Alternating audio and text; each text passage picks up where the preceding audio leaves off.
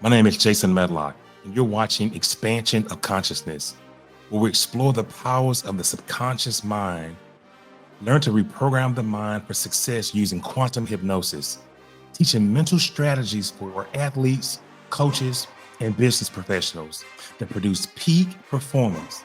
Also, using meditation and mindfulness to build more focus. Let's get to it right now.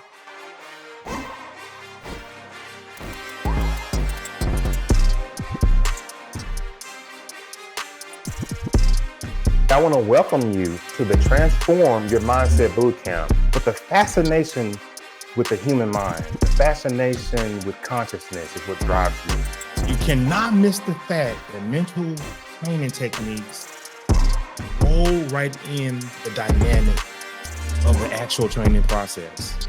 Wow.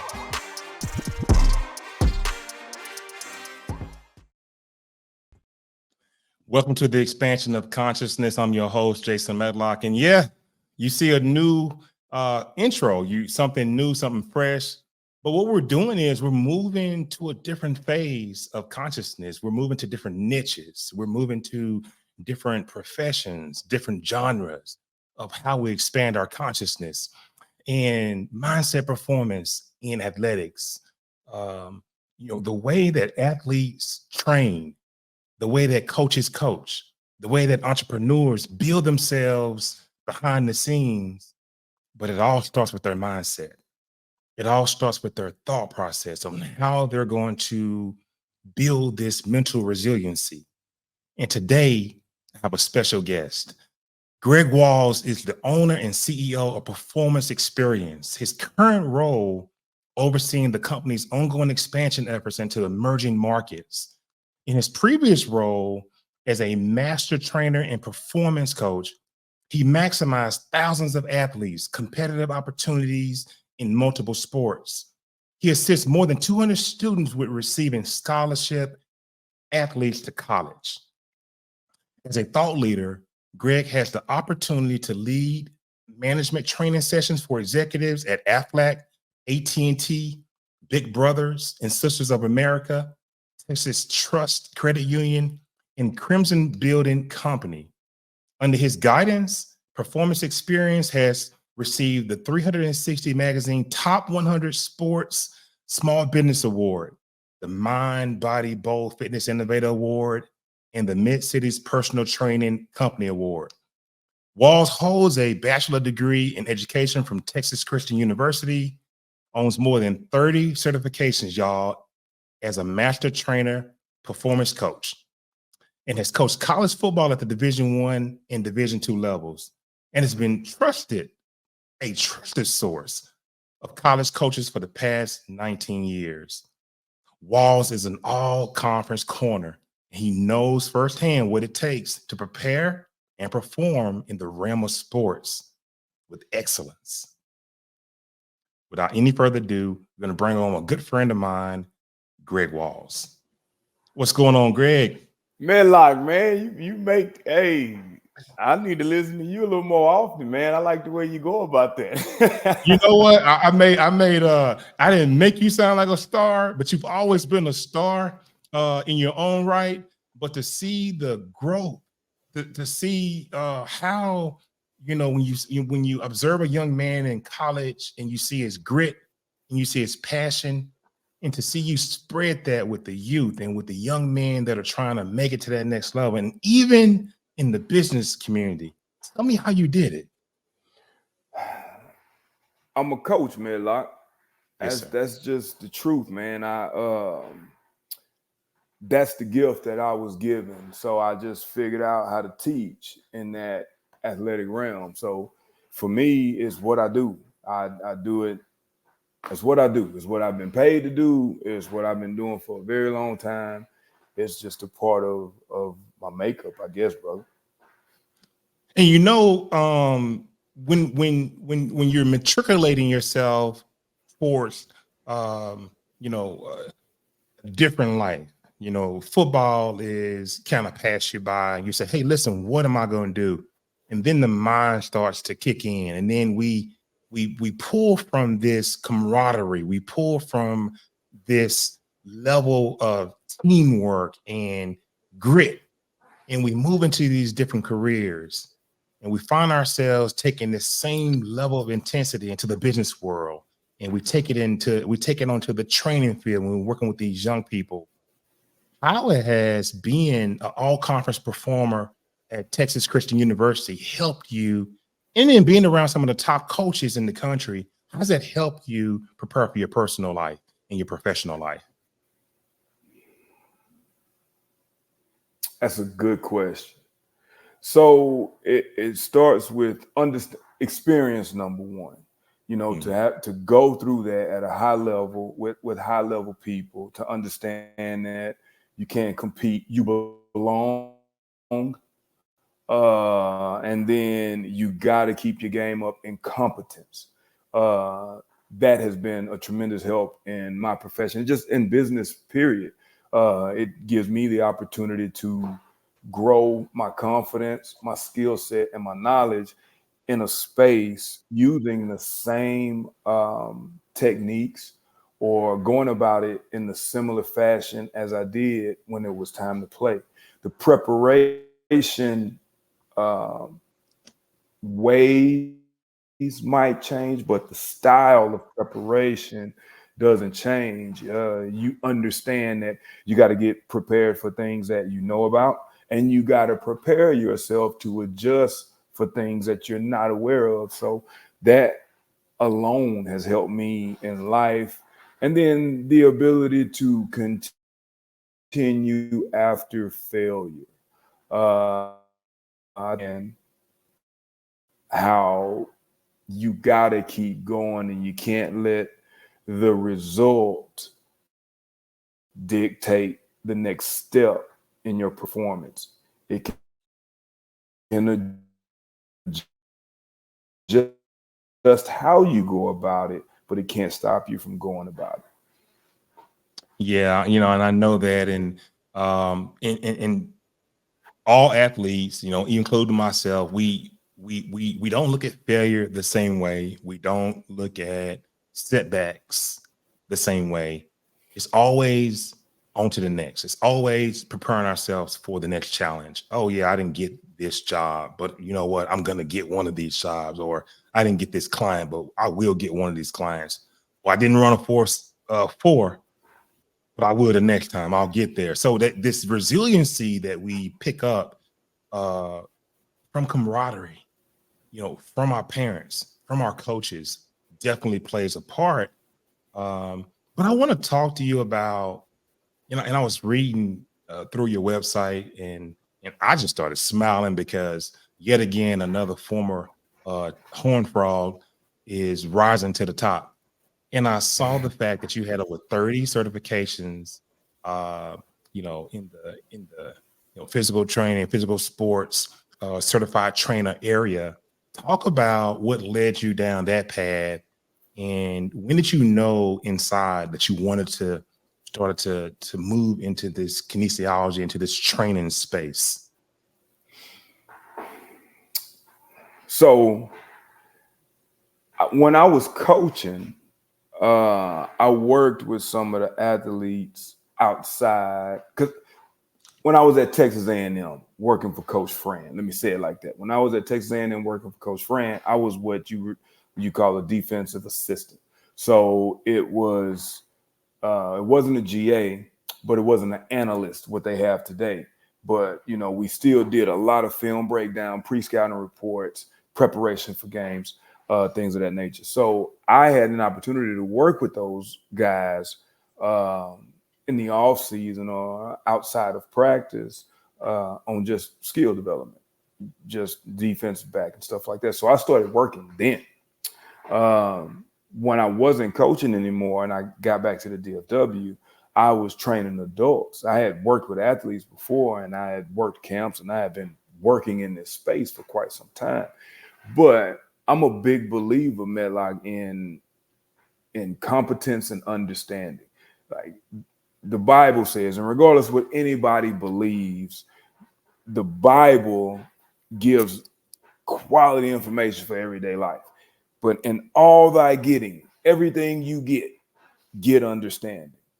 So I'm a big believer in, if I understand what it is that I'm trying to get accomplished, I can teach it. I can expand it. I can spread it. I can adjust from it. So I wanted to understand how the body worked. Like if I'm teaching people how to do things, I needed to understand the basic fundamental movement of it, because I knew it would carry over to multiple sports. And I just was intrigued with that. And just like you said, it's a lot of resilience in athletics and when you compete at a high level. So if you're going to do something, you want to be able to do it. Like I didn't want to waste anybody's time, energy, or money.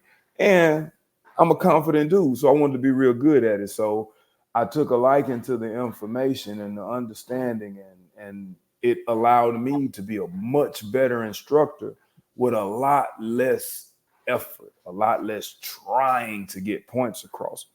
To expand on that, I'm a teacher by trade. I got my degree in education.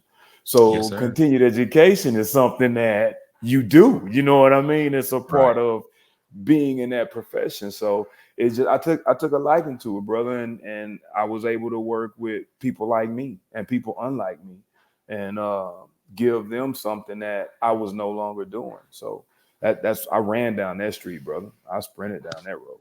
I love it. And you play with my nephew, Casey Printers, and Yes, sir. just to Yes, sir. see how he's doing in California with him and his beautiful wife. They have a marvelous business that they're working in, and to see you and some of the other guys, I'm just very, very proud to be a part of the growth. But in the same breath, just to see how you progress. One of the things I want to ask you, let's get off into, because you just talked about your entire philosophy on the way that working with Coach Fran at Texas A&M shaped in those players, shaped sort of how you were going to be, moving forward. So given your background and your extensive education as a performance coach, how has your educational philosophy shaped the training programs at Performance Experience? Specifically, though, how do you integrate mental training aspects into the physical regimen that you have for your clients? So I take the actual classroom approach. I go at this thing in a manner of where are we now? How much time do we have? And what is the goal between where are we now and the time we have? What are you trying to get accomplished? I think that's important to understand, because for me, it's the understanding that everything takes time. How much depends on how much time you put into the progression of it.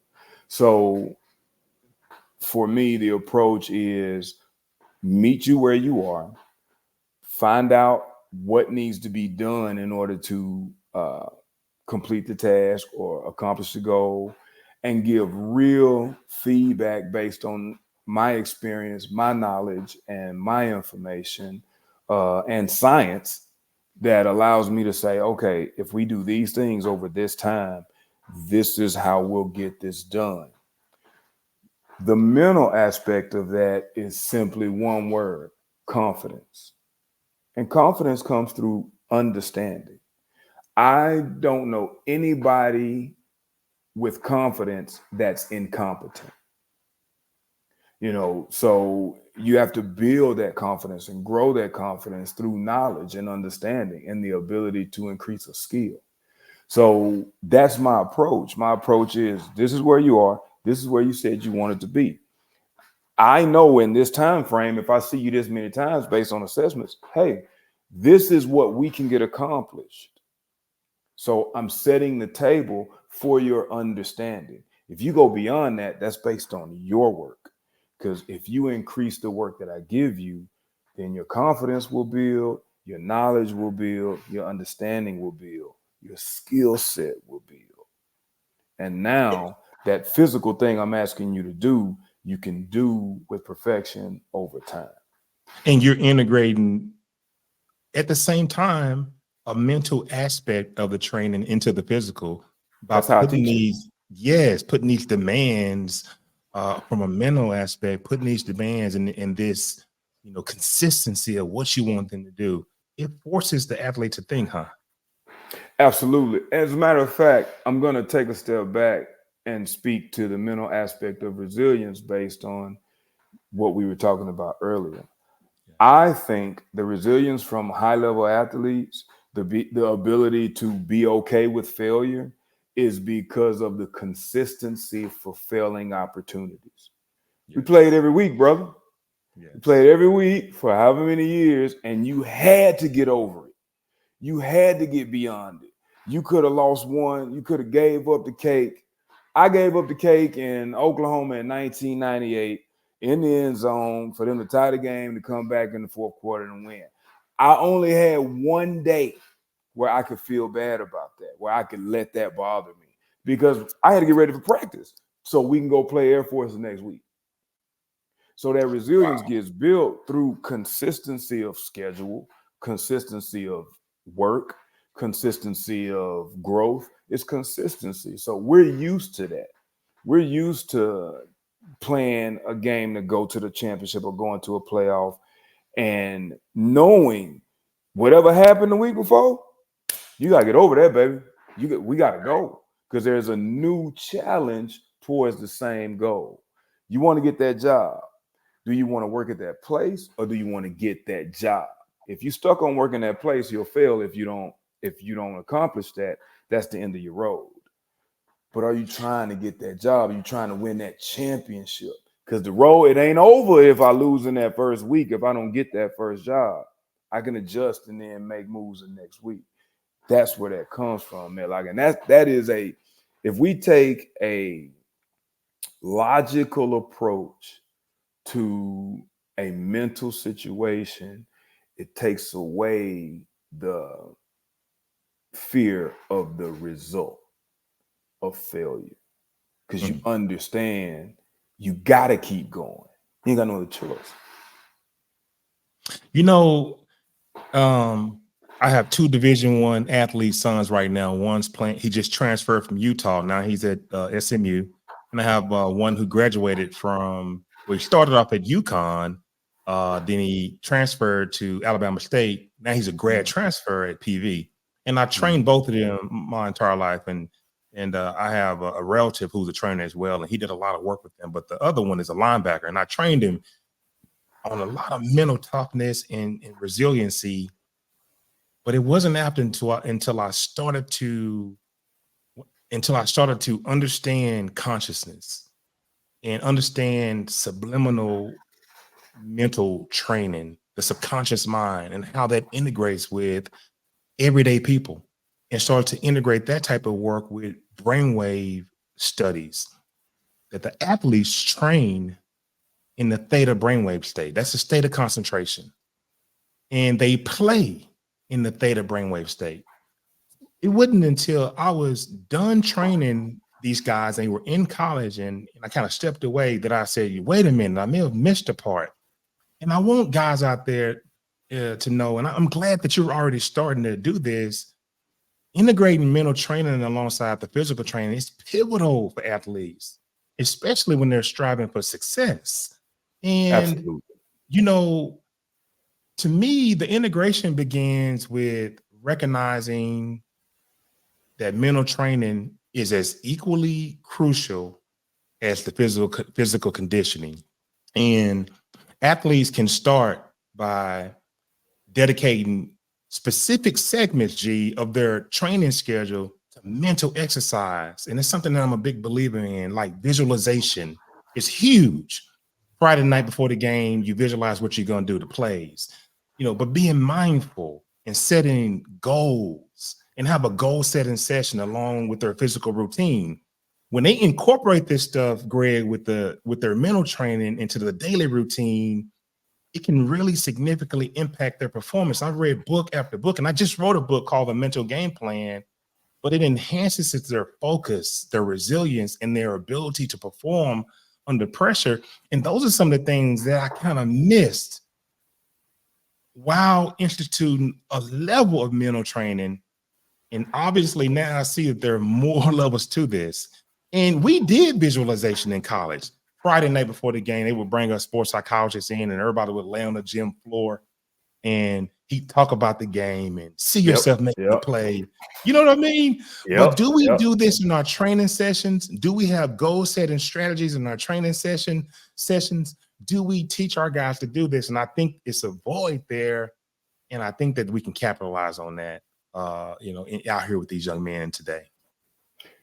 I agree. Not only do I agree, I think I'll take it a step further and say that it's more than just positive talk and rah and you can do it. It is really understanding how to enhance a skill set. See, we have to be honest about how it works as instructors. When I say we, I'm talking about trainers, coaches, teachers. We have to have an understanding and be honest about how it works. Mm-hmm. Ability and skill, to me, are two different things. Right. Ability, some people can naturally jump. Some people have to learn to jump. Some people are fast. Right. Some people, you have to teach them how to increase speed. But here's the beauty of that. Anybody can acquire and develop and enhance a skill at any age. Ability gets grabbed by time and gravity. Time and gravity is going to slow your abilities. And you're only as able as the most able person in that field. That's the standard. Tom Brady is the quarterback standard of skill. Yeah. Because his athletic ability, he ain't fast, he can't jump, he ain't strong, he ain't finna stiff arm to the ground, he ain't quick, but his skill set is unmatched. Where do you think that comes from? This next question moves into exactly where it comes from. And I know that performance experience has been recognized for, its innovative approach to fitness. But can you share some of the cutting edge methods that PE employs to enhance the mental resilience and the performance in athletes? Because I think that Tom Brady, he has the skill. He's not athletic. But outside of the skill, it has to be the mind. LeBron James talks about that.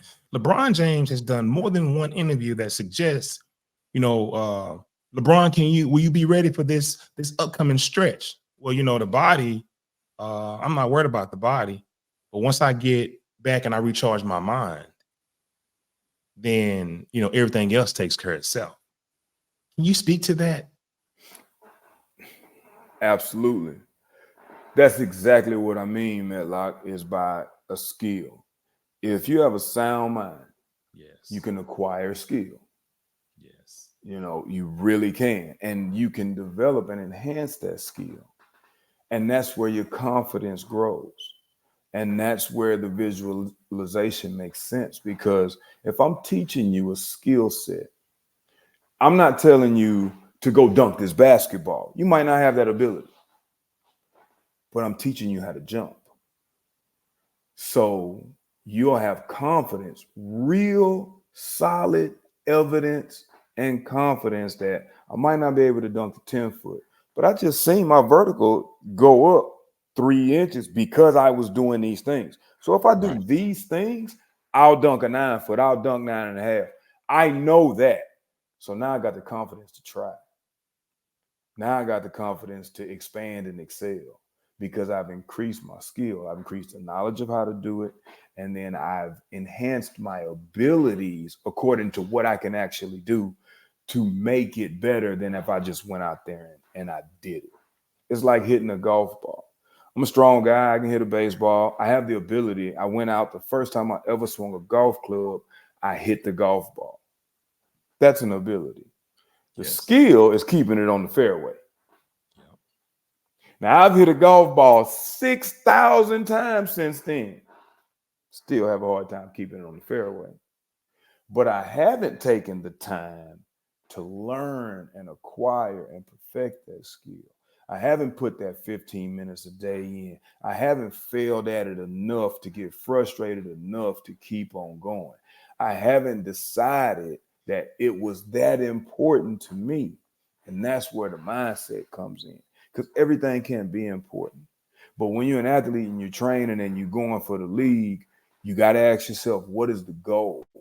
And then take a real live look at whatever you're doing at the comparables. What is the standard in my field? So I know what I'm going after, so I can have a real confidence. And then your confidence can border on the line of delusion when you have increased your skill. You can have enough confidence to be like, man, you crazy. But you know, you ain't just guessing, you ain't just hoping, you ain't just wishing. You know, you see the trajectory because you're putting in the work. You see the advancements. You understand the failures. That's how we really approach it. This is where you're starting. I don't care what anybody else says. This is where you start. We got the data. We did the analytics. This is what the numbers say. This is where you're starting. Now, this is the standard in what you're trying to get accomplished. You said you wanted to go play D1 ball. You said you wanted to run a 4.4. Right now you're running a 4.6, and people your size, your height, at your position run this. This is what we're trying to do. Here is what you have to do to give yourself a chance. And you can look at that as success metrics. Just like that. So you're emphasizing measuring success through pre and post assessment. So Absolutely. tell me, Greg, beyond the physical metrics, how does PE evaluate its athletes' psychological growth and By their the mental body toughness? language. Body language. Okay. We read body language first, and then we look at the numbers. That's why we come back with a plan that's going to tell us where you are, because it's really, I guess what I'm trying to say is the physical act is something that everybody's going to see. The way you go about that physical act is what we're going to see. So we're trying to enhance the way you go about it by increasing your knowledge and understanding and giving you those tools to enhance that skill set. The enhancement of the skill set increases the mental capacity to expand your confidence and to continue to go in that direction. For example, it's easier for an 8-year-old to fail 1,000 times at baseball and continue trying than an 8th grader to fail a few times who's never played and continue trying. They're going to base that on their abilities. But if I started out early and I know if I started playing baseball as an 8-year-old, and when I get to the 8th grade, I know how to hit. I know I've acquired the skill, and I know how to hit. I have the skill of hitting, but I have the ability to hit bombs. Now that's where the visualization comes in, and that's where the resilience comes in, and that's where the mental fortitude comes in, and that's where I continue to do these reps, not because I'm being made to. It's because I either want to or I know I have to get to where I want to go.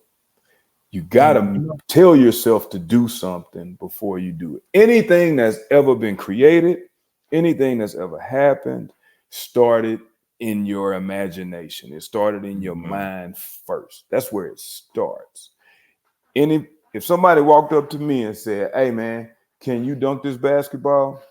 Because I got confidence right off the bat. I'm gonna get nervous. Now I'm 45 years old, man. Like, I ain't dunking a basketball, man. I ain't dunked a basketball in 5 years, literally. But something in me is gonna be like, you know what? I think I'm gonna go ahead on and try it at least one more time. I know the answer, but mentally, because of what I've always been, you give me a challenge, the automatic trigger says, I'm gonna try this because that's me. That's So the way it was I'm glad put you into my mind. I'm glad you segued into that. And I wanted to talk a little bit more about, the kind of athletes you cater to. And you mentioned the 8-year-old and the 12-year old, which obviously you have to approach those two differently, because they're at different skill levels. So how do you do that? How do you tailor your mental training strategies to meet the diversity of the needs of these different players that you have in your stable? Because when you're dealing with the younger athletes that participate in your group versus the more seasonal guys out there, obviously you're speaking to them a little bit differently to help them grow. What's your strategy on that, Greg?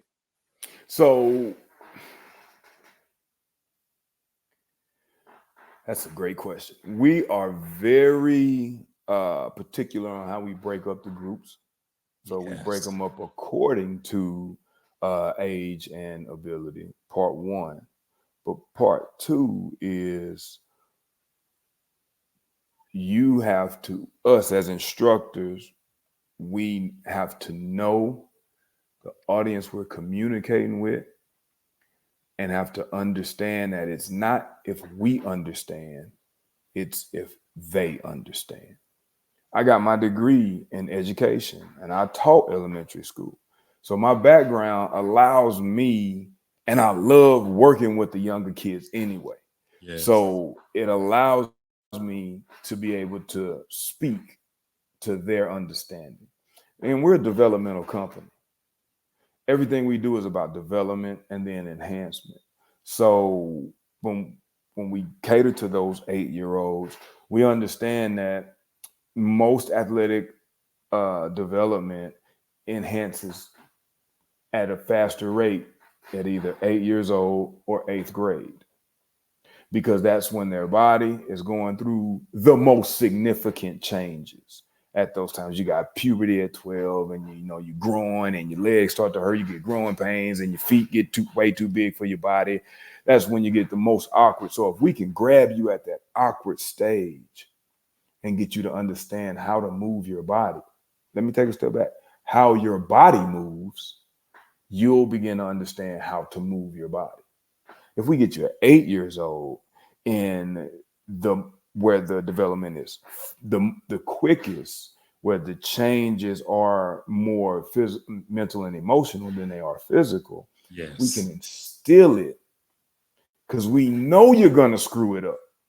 I expect you to screw it up. It's just at the rate of which you continue to screw it up is going to tell us where you are and your skill level, how quickly we can increase your skill level. But I can build that confidence at 8 years old. The Bible says, teach a child in the way he should go, and when he gets old, he won't depart from it. Yes. That's Amen. just not religious. That is, if I teach you how to throw this ball at 8 years old, you'll know how to get it done at 12 years old. You'll know how to make it more efficient at 13 years old. So by the time you're 17 years old, we're just throwing it harder. We're hitting spots. We're throwing it faster. We're protecting your arm. All of these things. If I got to teach you how to throw at 12, it's going to take me a little bit longer because now I got to break some habits. Now we got to get to a point of consistency. And that's where it might slow your confidence. It might slow your skill growth. So the earlier, I'm saying all of that to say, the earlier, the better. And the more we can instill the knowledge of how to do things, the more your confidence grows and the more stable a person can be in failure, because you've had way more opportunities to screw it up than the average person. I love hearing it because what it sounds like to me is, there are a lot of talented kids out there, and there are a lot of trainers that can coach talent, but the impact of this duality of skill and mental training is the direction it's moving in. Greg, in your experience, how is focusing on the mental game change the trajectory of an athlete's career? Can you share a story of where the skill training along with your mental coaching of I think I can, I know I can, make the difference in someone's career? So as a young man right now playing ball at Texas Tech, shout out to Ben Roberts. I worked with Ben since he was 8 years old. And Ben has always been a good athlete. Right now, he's a freshman, second team freshman All-American at Texas Tech. I think he was all conference as well. Just a really good, a great kid and a good football player. But he was a little frustrated and high-headed at times when he was younger. And so I got a chance to watch him grow and develop. But when Ben was a sophomore, he was not as far as standards go, or as far as the profiles go, he wasn't a Division I recruited athlete. He just wasn't. He was more FCS. He wasn't FBS or Power 5. He was more FCS, maybe high level Division II, according to the metrics. And I had that conversation with him, and to see, the look on his face, and then to have the conversation of, this is where you are, man. So let's talk about how we get to where you want to be. And to see the attitude change because of the belief, like, okay, he's not saying I can't do this. Nobody's saying to put this work in just for the opportunity to be looked at. That's where the mental toughness comes in for any athlete. Yes. You're doing this for an opportunity. You're not doing this for a guarantee. When you go to school, it's a guarantee. If you get a 2.0, you're going to graduate. That's the standard. That's the way it is. When you're trying to play ball, it's the opportunity. When you're trying to win a championship, it's the opportunity. You're not chasing a guarantee.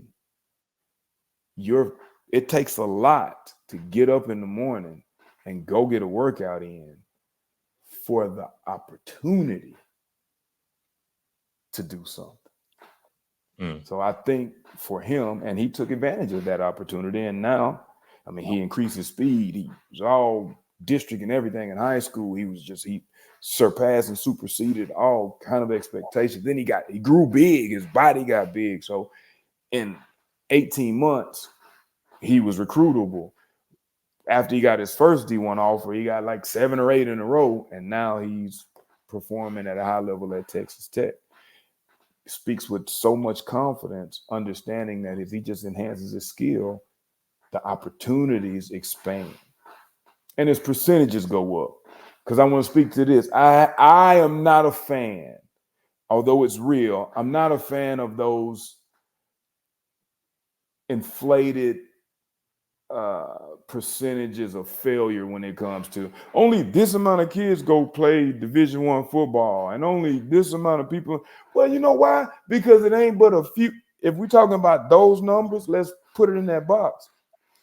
How many of them can actually compete at that level in high school? Squeeze that. How many of them want to compete in that level at high school? Squeeze that.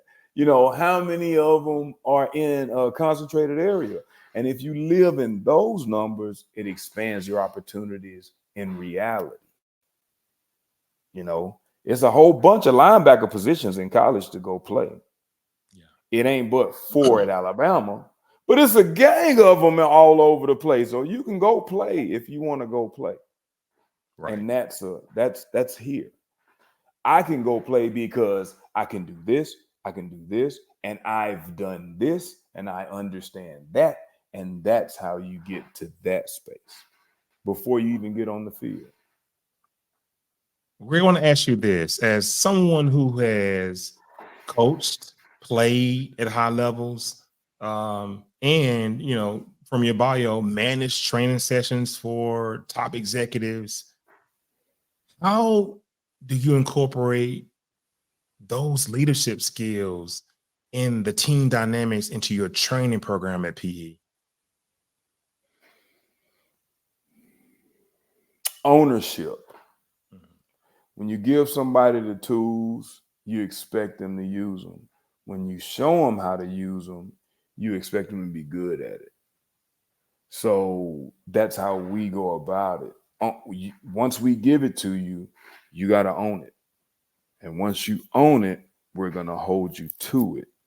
And that's a mental thing. Because if we hold you accountable, now you're holding us accountable to prepare you. And preparation is difficult if you don't understand the direction that you're going in. That's part one. Part two is we take the attitude of resilience, as you were discussing earlier. I'll give you an example of my attitude every football game I ever played at TCU. I don't care what the program says. I don't care how big you are, how fast you are. I don't care how many touchdowns you done caught. I really don't. I know you're good or I know you're not. You have to be better than me for 3 hours today. And I just don't see it happening. Yes. So I'm going into this session prepared. I'm going into this session ready. I have to give you an hour of what you asked for goal-wise, and I have to be able to understand, know how to go about it, how to regress it or progress it. And I don't think anybody's going to be more prepared than me in that session. That's just how I go about it.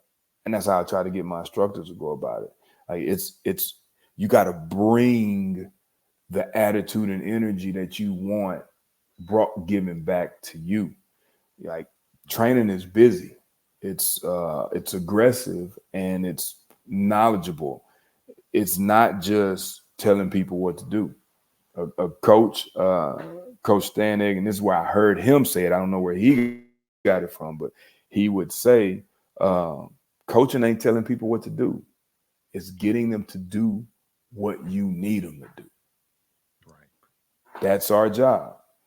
We can't physically force them to do things, but I can put things on your plate, in your head, and in your toolbox that's going to allow you to go attempt that at max effort.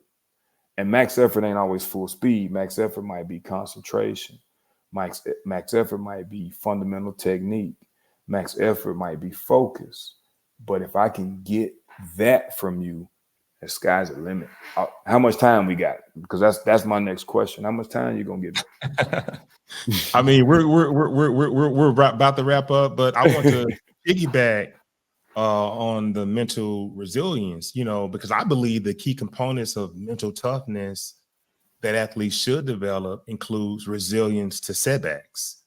When we experience those setbacks, we got to have resilience to it. Like, and one of the other things is unwavering focus under pressure and a persistent work ethic. Because, coaches can support this development by creating challenges, but a supportive training environment can stimulate that pressure that an athlete may face in competition. So you want coaches to really, really push you in practice. But I would encourage reflection on both of the successes and the failures of my athletes, because I think it's crucial and it helps the athletes to learn from their experiences. And that's how they build true resilience, man. I think, what I think it is, man, like, and I'm just hearing you talk. For me, it's the response to failure. Yes. Like, because you're going to fail, but as an instructor and as the client or the athlete or the kid or the coach, like, what are our responses to failure? You just screwed this drill up 10 times. Are you frustrated? Because you should be. You're going to be. That's normal. Can't tell you don't get angry. I can't tell you don't get frustrated, because I'm frustrated. I'm the one telling you to do this. I'm showing you how to do this. You're not getting it. I feel like you're not being coachable. So there's a lot of frustration. How do we respond to that? What are we going to do? Am I going to take a deep breath and go, all right, listen up. understand your frustration, but and I tell athletes this all the time. Anger is a tool. Anger is good sometimes. Anger is quality fuel if it's pointed in the right direction. But frustration helps nobody. Do you know why, Well, brother? what I want to do, and I don't want to cut you off, but Good. we are running out of time, but I want to make sure that people know how. Tell us about where you are, and give us some wonderful information about PE. Okay, we got a program right now going on in Mansfield, Texas at Fit Tribe Gym. It's an amazing place called Speed Stars. It's a program for skill, speed, and agility development for the ages of 8 to 12 years old, the grades 3rd through 6th. It's twice a week. It's phenomenal. Got a young instructor. I'm in there. We're getting those kids ready to go. We only take 10 per group, so they can see us there, sign up there. We'd love to have you.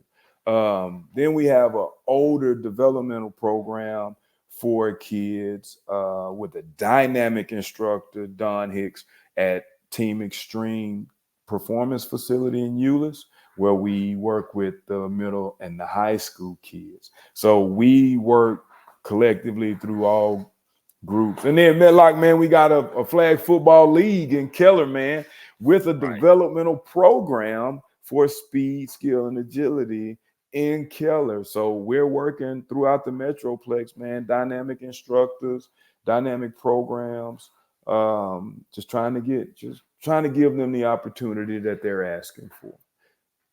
Well, I want people to know that Greg Walls is dynamic individual, and this is the kind of guy that you want with your kids. But guys, check him out at www.pesportsandrec.com, pesportsandrec.com. Greg, is there anything you want to say to the audience before we get out of here?